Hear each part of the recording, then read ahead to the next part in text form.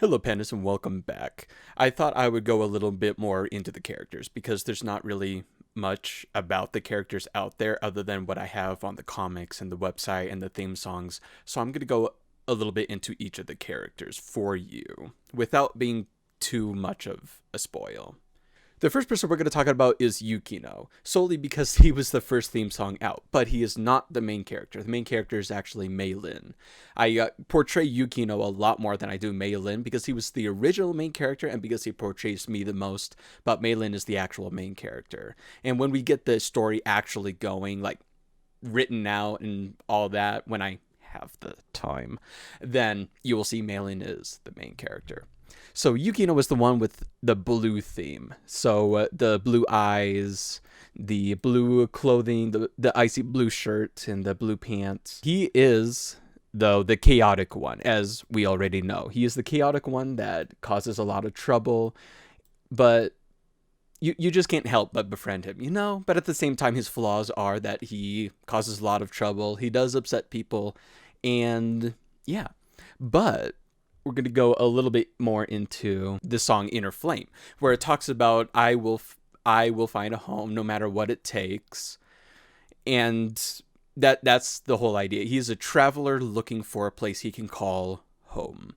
But all you need to know is that he is a traveler. He's a traveler that originated in snowy continents, and he decided that he was going to go on a journey because he wanted to find somewhere he could call home. And he travels for years and years, and it comes to a point where he's traveled all around the world, causing havoc, making some friends, making hundreds and dozens of hundreds of enemies. And at this, again, just having ventured all around the world, having experienced a lot of things, and hiding his candy cane stashes all around the world as well, he's been everywhere, but he has not found a place he could call home yet. His logo as well, Yukino's logo. With the mask theme, you can blame Hollow Knight for this, but this is his mask as well. Second is going to be Maelynn. Maelynn is the more conservative one. She's quite the character, you could say. And here's her logo as well. So Maelynn is a character that originated from not royalty, but from a high presidential family, you could say, such as the One Day song, where it talks about her following her father because that's what she believes to be right. And then there's the whole idea of how she meets the whole gang. So from the start, without any such spoilers, Maelynn grew up with a very strict family. She had a hope and a dream to do dancing when she was a little girl, like 4, 5, 6. But it came to a point where her father decided that he wouldn't allow it anymore because he wanted her to solely focus on studying. And thus, she ended up losing the opportunity to work and practice with dancing, and instead did a lot of studying and anything that her father needed from her. And it eventually goes to a point while she's growing up that she loses that passion for dancing, and her passion then grows into, what can I do to make father happy? But in a positive way, as in she believes that her father is right, that her father knows everything and did what he did for her regarding taking away dancing, forcing her to study, was for her sake. That is what she believes, and that she should do everything she can to help him out. And that's over a long period of time to get her into that mindset. And then her father sends her to it gets to a point where she's done so much and is trusted enough that she is sent to the same country that the gang is at, but she doesn't know that. She's sent over to to one of the bases of the family business, the family company, helping out the base and helping them make sure things are working, do the paperwork, make all the meetings, do all the meetings, and so forth. And it's while she's there at the base, when she is moved over, that she finds like the ruffling of bushes and people running around in the forest and whatnot. And that's when she finds the Red Panda hub, which is when she meets Yukino, Hazel, and Kazuki. Now, regarding her personality, she could be very snippy. Everything has to be done professionally, and she always has to be productive. If there's any free time, she's going to spend it working on the family business or doing shopping for food or that kind of thing. Any games or whatnot is basically pushed down and pushed to the side by her, not needed and whatnot. To not be like the scum you're told to hate. So it's in the mindset that everyone is scum, basically.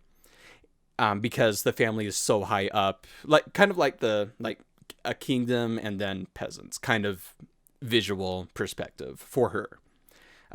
And she would be the princess, basically. But that's not what this is either. It's a family business that's on the top 3 in the business world. But also trying to lie to the group, saying that she's a runaway so she can fit in. And she wants to do this because when she first goes to the Red Panda hub, that spark of wanting to dance comes back. So she kind of starts slowly going against her father's will to try learning and getting her passion for dance again, which is kind of what the story of the song is as well, the theme song of One Day, where one day she'll find her freedom to find her passion again, and whether or not she will leave her father or not. Next is Hazel. Hazel, this is her logo as well. Hazel is the mysterious one, basically. She likes to toy around with people and likes to hide away, likes to tease and be sarcastic, sadistic, that kind of thing. And yeah, that's pretty much all there is to it. She likes to tease Yukino, tease other people. She has a little pet, Rory, and she's just very, very playful. You never see her not smiling like this. She's always just pretty out there. But then, and so we then have the theme song. So it's the song that really goes into her flaw, or not her flaw, but her other side of her, basically. Because, I mean, in public, she is the one that is the optimistic one, the one that's always smiling and has a cheery kind of mood, while also at the same time being sadistic and causing torment for other people, especially to Maelynn. But then there's the mask idea. Well, the theme song mask, where it talks about her having a mask, trying to, because of people telling her that she needs to wear a mask because of how she is. And she doesn't want that, because she, for the most part, grew up in the wild. She wasn't born in the wild. She just grew up mostly in the wild, as well as, I mean, she had a home too, but she liked to be in the wild as well with all the animals, so she gets along with animals very well, and that's one of her pluses. She gets really along with animals, but she also has some of the tendencies of animals, whether it be animals of prey or of just passive nature, like birds or bats or whatnot, and then the aggressive prey ones like jaguars, tigers, lions, panthers, etc. And so her way of life isn't normal for other people, and it can be scary for other people, and thus the cheery side, because she has to basically put on a mask in order to not be judged upon and hated upon by other people. As for why, and more depth into that, I'm not going to say, but overall, and that's part of the reason why there's the little, why her shadow is really dark with what's not actually a horn, but is actually her mask.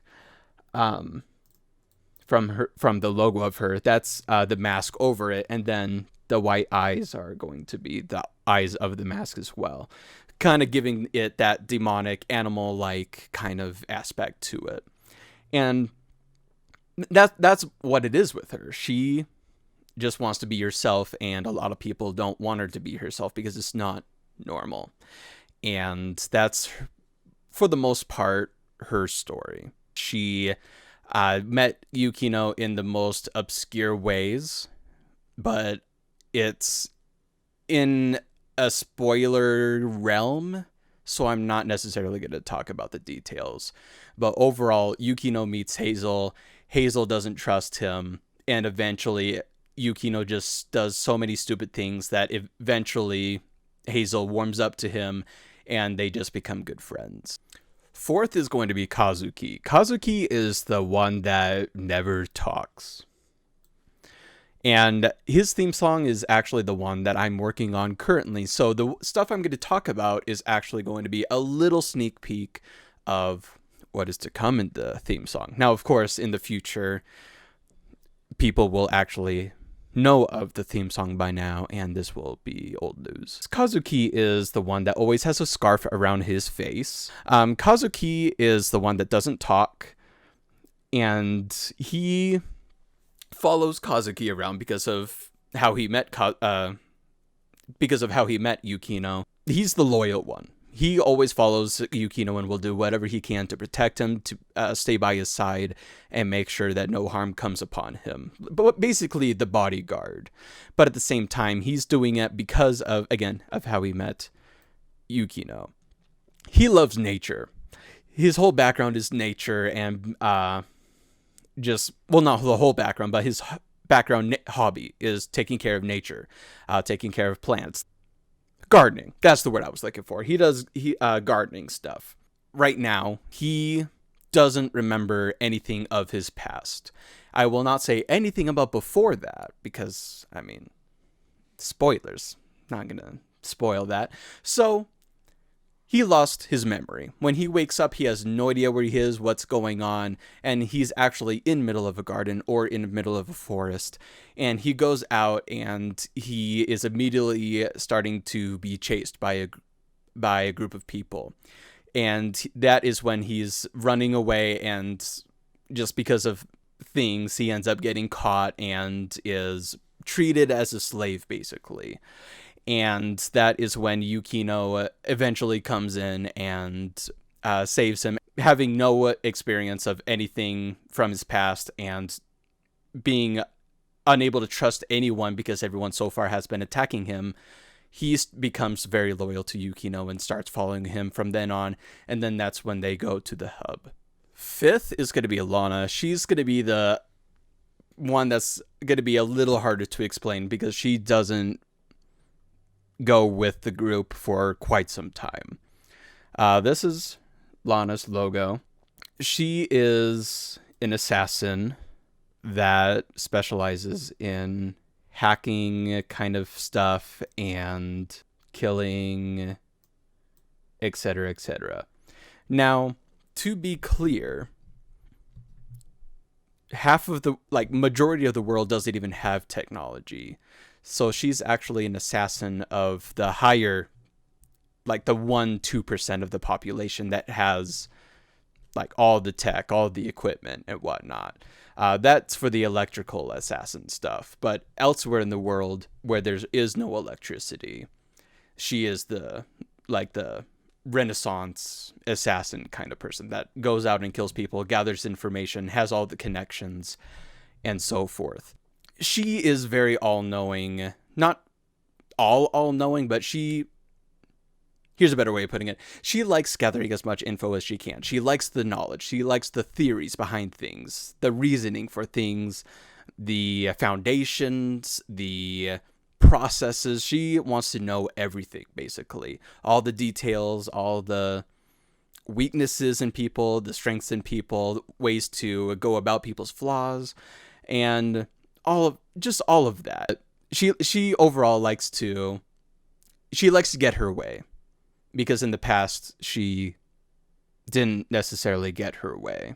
Like an abandoned child that has like no records of like birth or whatnot, just one of those kind of people, and then they're picked up by like an underground group or a mafia group, and is trained by them to become an assassin and work with them and whatnot. That's basically her story of her growing up.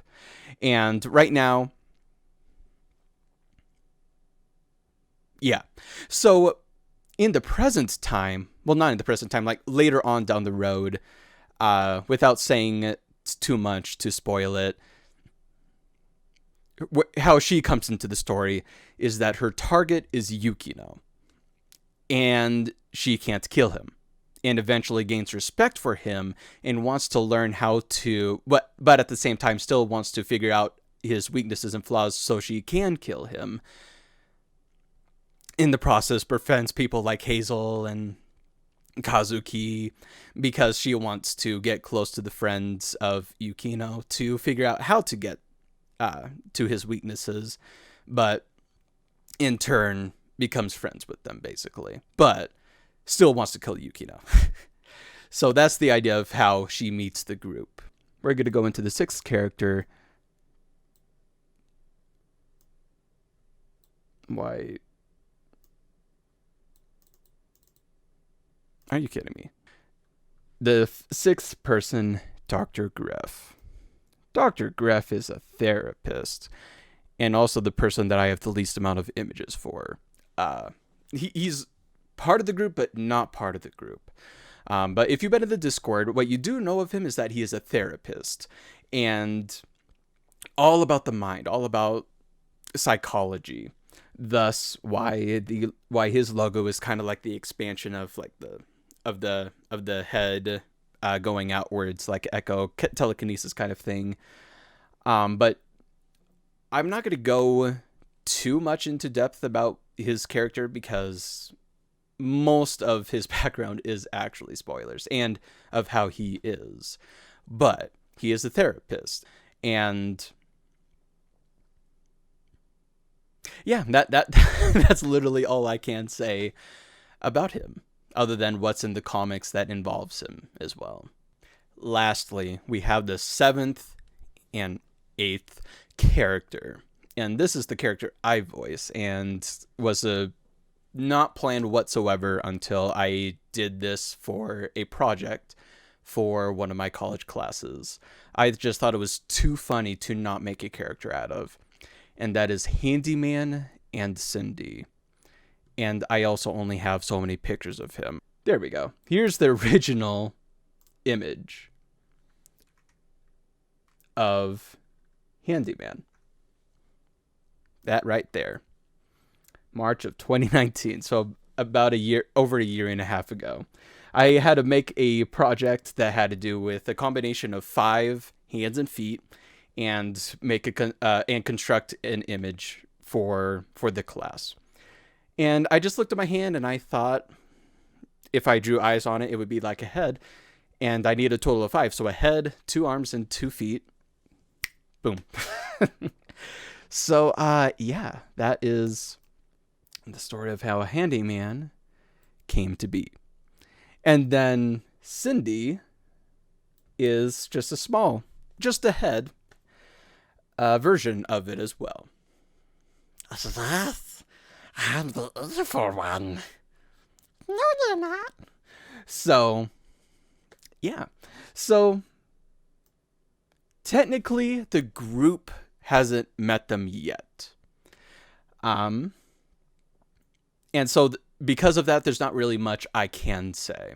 Other than, Handyman likes to think he's evil when he sucks at everything. And then Cindy's kind of like that vocal conscience that people can hear that tells everyone the truth about how he really is and tells them when he's lying and that kind of thing. And I just found it adorable to have the combination of the two, that I just couldn't bypass it.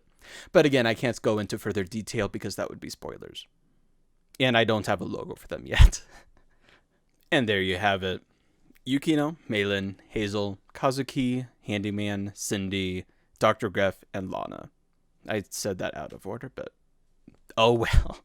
So there's those 8 characters for you. If you want to see more, go ahead and check out the comic and the comic shorts that I'm working on. Mainly the comic shorts. The main one is on hold for now. And keep an eye out for the story when I get time to write that out. And join the Discord where I will also be talking about each of the characters. And also keep a watch out for videos on my YouTube channel where I will actually be using the characters and the voices of the characters, including Llana, when I find someone to voice Llana for me. Please and thank you. And there will be more about them in those as well. So thank you for watching this. Hopefully that was very not very productive, very informative for you for each of these characters. And I hope that you find a continuous interest in knowing more about these characters and interacting with them in the Discord, because I love these characters. So thank you, little pandas, for joining in, and I will see you next time. Don't forget your candy canes on the way out, and I'll see you next time. Later.